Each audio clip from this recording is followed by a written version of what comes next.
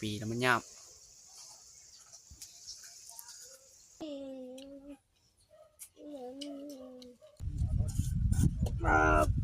ได้แต่คือผมคนเป็นต้นบ่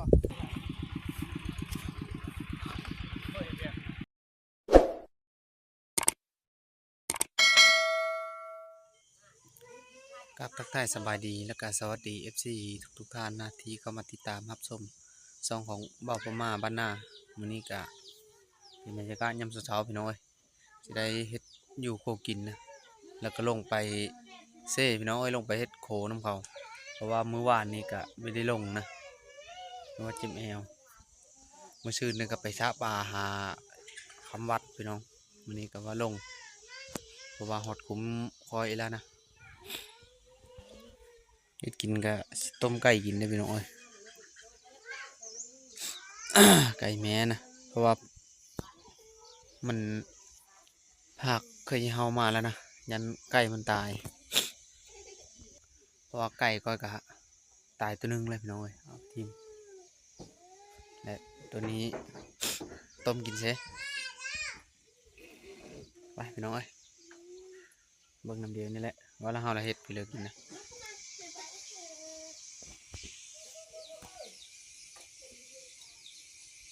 ตัวชายยันไข่อยู่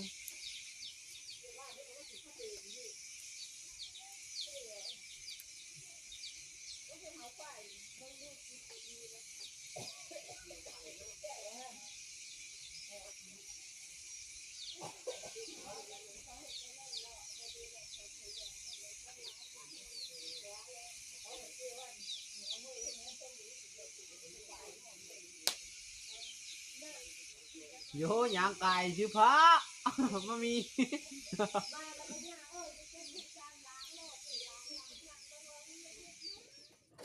ตอนนี้ก็ลกคนแล้วเลยพี่น้องมาล่นชักน้อยนะล่นไผ่ว้าว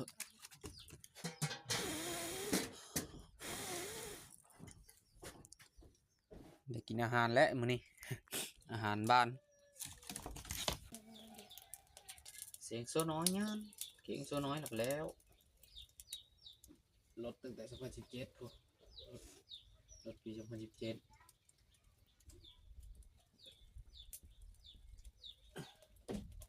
เจ้าอีครับไม่รู้จัก2017กับ18รถรุ่นนี้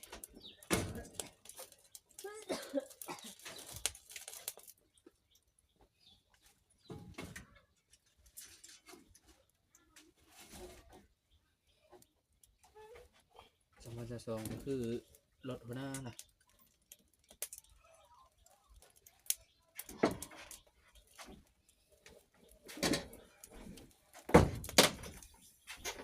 มาเอนะ2020มาเอนะ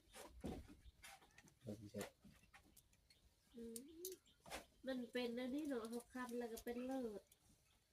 เป็นแดงตอนนี้ก็จีแล้วเลยพี่น้องมันขนาดพี่น้องนี่ตัวมาโคเลยพี่น้องต้มกินนะต้มสวาบ่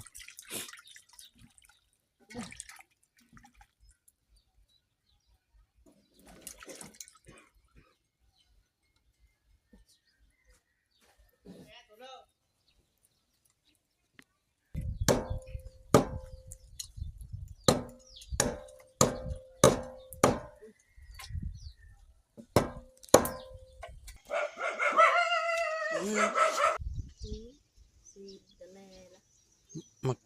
มาเก็บกันเป็นพดเลยพี่น้องเอ้ยปีนี้กระดกคือเก่าอยู่บ่เด้งานน่ะปะตายสิ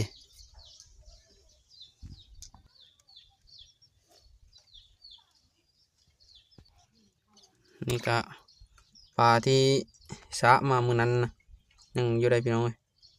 ปลาเย็นก็ยังอยู่ยังไม่ได้เอ็ดโคกินนะก็เป็นอาหารก่อนนี่ว่ากินปลาอะไร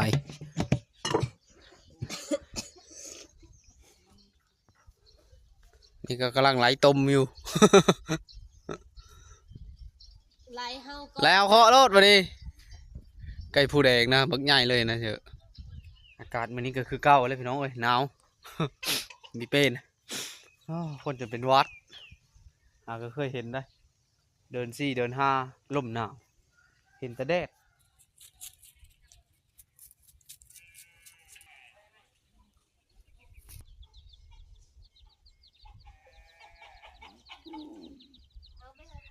ตอนนี้ก็แล้วเลยพี่น้องเอ้ยมีแต่ถ้ามอหอนมาพดยังเอาลงนะสาวผู้ไทยน้อยเพิ่นกับพุ่นแหละไปดินเหินหญ้าเพิ่นพุ่นแหละย่างกายกินนี่เยอะเอามาลำไยก็เป็นเพื่อนพี่น้องเอ้ยปีนี้เป็นดอกคือในดอกจับคือในดอกนะกำลังเห็นมามันนะเท่นี่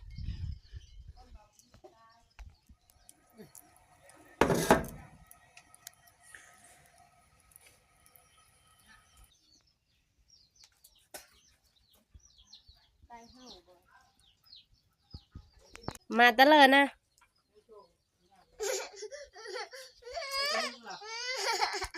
เกินน้ำจะซื้อแอปเปิลนะโอ้ได้เงินมาตะเลยยาเฮอบ้านะโอ้ปู่เอาเฮอไปเฮินยาโด้วยล่ะ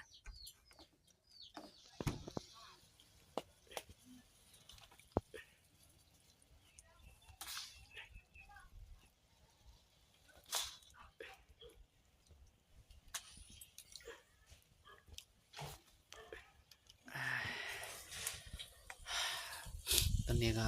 เยซุกเลยพี่น้องเอ้ยฮะอบจังน้อยนะครับมันเปื่อยเนี่ยเพราะไก่มันหลายปีแล้วมันหยาบ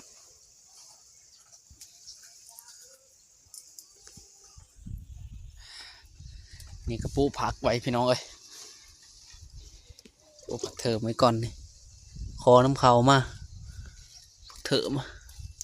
อันนี้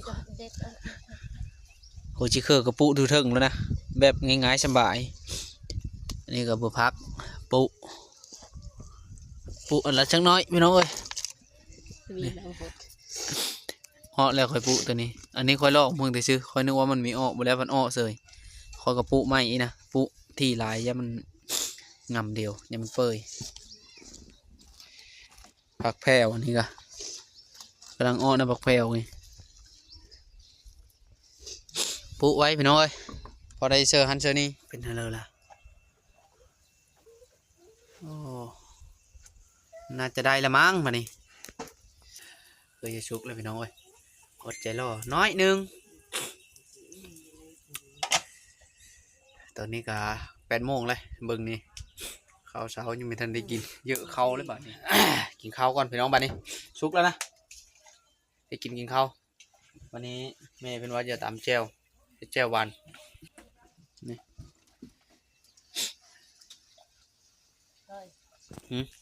ตักเอาก่อนพี่น้องเลยเพราะว่าไก่มันจะหยาบเนี่ย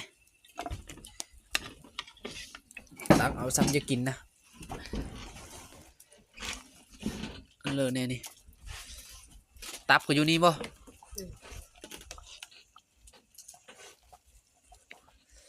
ต้มเสมอมะขามได้นี่พี่น้องตัวควันใช่ปะควันหาตับบีเห็นมานี่ อยู่ไหนพุ่นละมั้ง พอแล้วตับ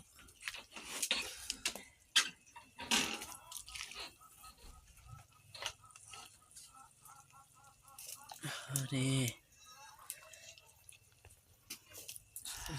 ซอย ตำเสื้อหูพักมาพี่น้องเว้ยเบอร์พักเราท่านได้เป็นนะเป็ดก็กำลังน้อยอยู่ตัวนึงนะยี่หยาบอยู่นี่กับพี่น้องเว้ย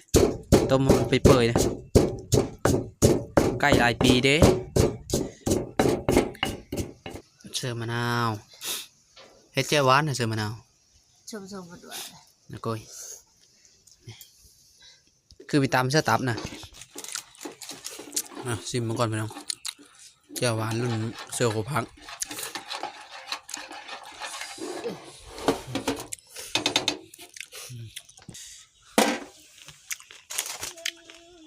ยังมา อดีแล้ว มาพ่อแม่พี่น้องกินข้าวเช้าน้ำเบาพม่าต้มไก่สวา เอาไปแล้วพอยลูกมากินข้าวก็การแม่ไปซื้อเธอได้มา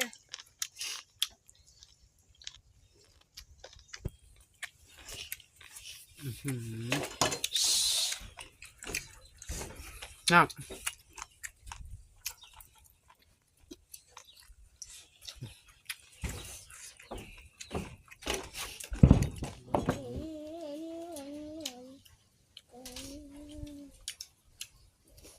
โอ้ซอยน้ำพี่น้องเอ้ยกินน้ำซอยน้ำมันยากกะละกินน้ำบ่ได้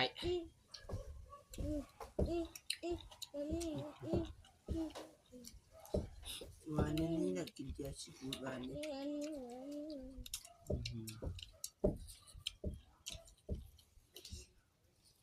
นนี้กินหมดสิโ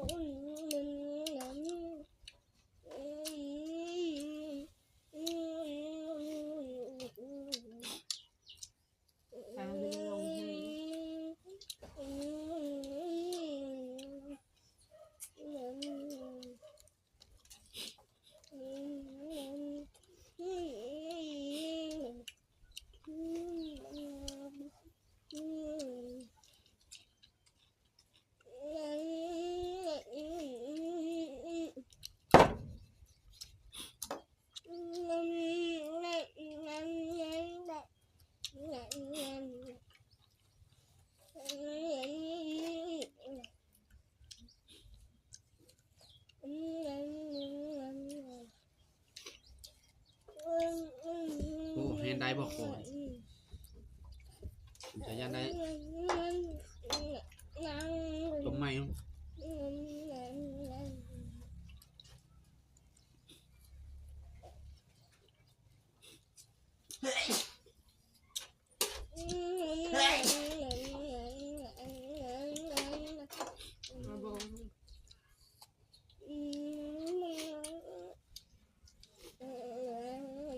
วันนี้ก็สิได้ลงไปเฮ็ดเวทยูเซ่พี่น้องเอ้ยเฮ็ดเวทโลมนะเฮ็ดโคจมมาแล้วพี่น้องเอ้ยมีทันได้แล้วได้ก็กำลังจะลงไปนะนี่ก็ท่าเบาทนเพิ่นไปตามรับชมน้ำเดียวเลยพี่น้องเอ้ยคนละลายบ่นะกำลังเยอะมุ่งหน้าไปนะกำลังท่าทนอยู่ไปนี่พี่น้องเอ้ยเอารถไถลงนะมาทนเป็นว่าคานยางหลังไป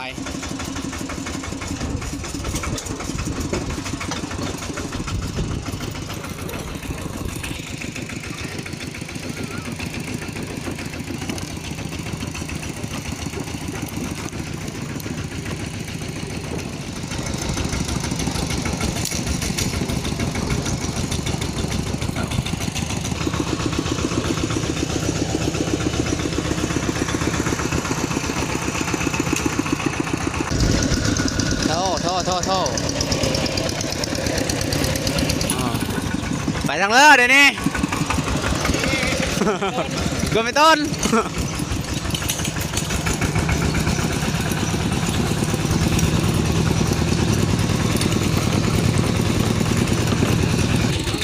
ไปได้กับพลเลอร์โลกเช่ขึ้นมาเอาเวลาดอกปีเลย10,000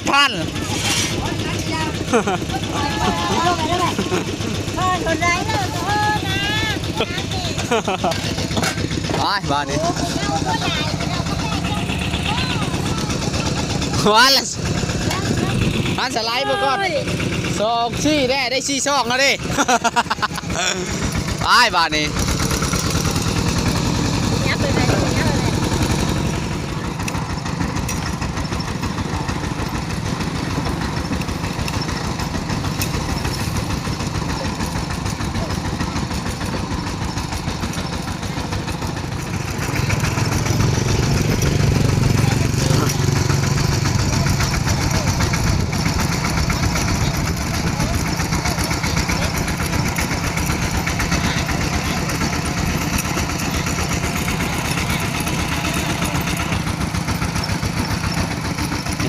มาฮอตเซ่แล้วพี่น้องโอ้เท่บ่บัดนี้ นั่นเท่อยู่เยอะมากนะโอ้เก็บโครงทางแล้ว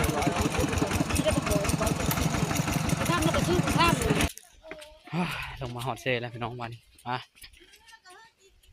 นายคุ้มเพิ่นละมอบเวะเพิ่นละเฮ้อนะ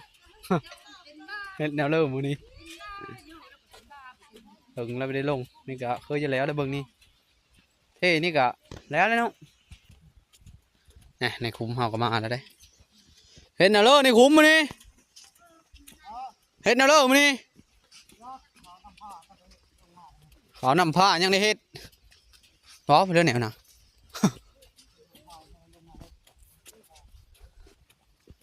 โอ้งัดกินเนี่ยนี้แหละโคจมวิธีเฮ็ดเนาะคุมเพิ่มคุมมันบ่เฮ็ดโลม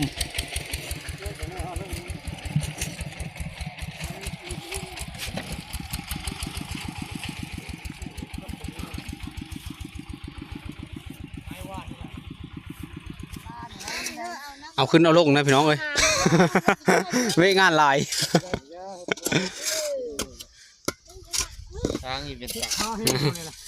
เอาขึ้นเอาลง ว่ามันไม่ได้แบบทางเขานะ แต่แม่นแบบค่อยนี้ค่อยสีคูณเฮ้ยมันซ้ำนี่ โอ้โห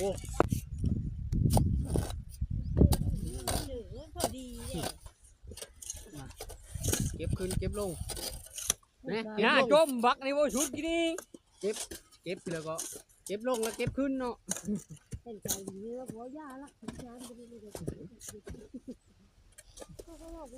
โย่นึกว่าก้อนใหญ่เลยฟาดมันแห้งลูก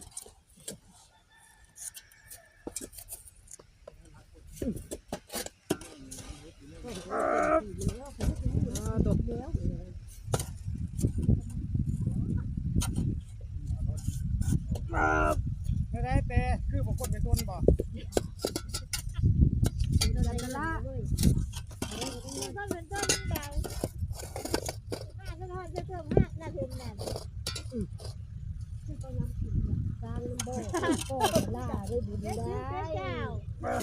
ทำไมหมอนี่โทษ บอกผมมาแล้วนักเงินแล้วอารมณ์จะลงเงินเนาะ นั่นแหละ ที่กับฟัง ฟังแล้วก็ซี่ มันก็พี่น้องเด้อ เฮ้ยล่ะ มาแล้วแก้ค่อยเลยฮะก้อนใหญ่ก้อนยก ฮะยก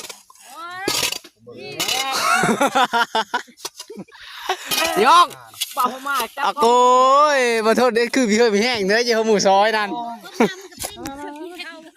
เจอ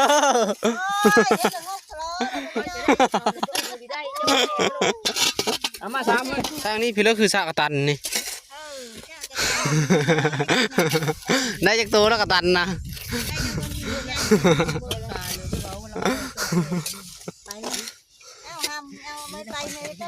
แอบว่าโดนหน่อยน้อยหนึ่งก่อน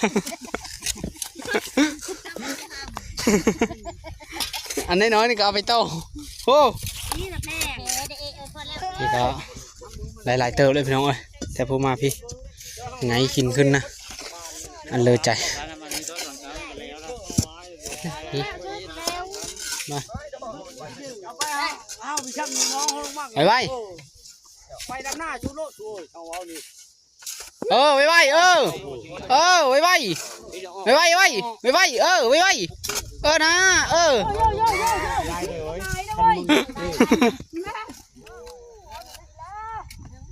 เอาแล้วจะหน้ามาเฮ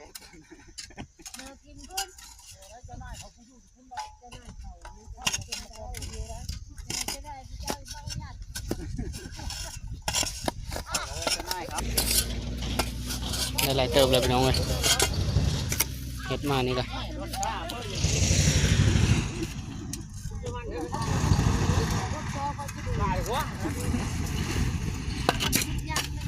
แล้วพี่น้องเลยมากินข้าวก่อนเถอะไปบ้านนี่ แล้วแต่งกับโม่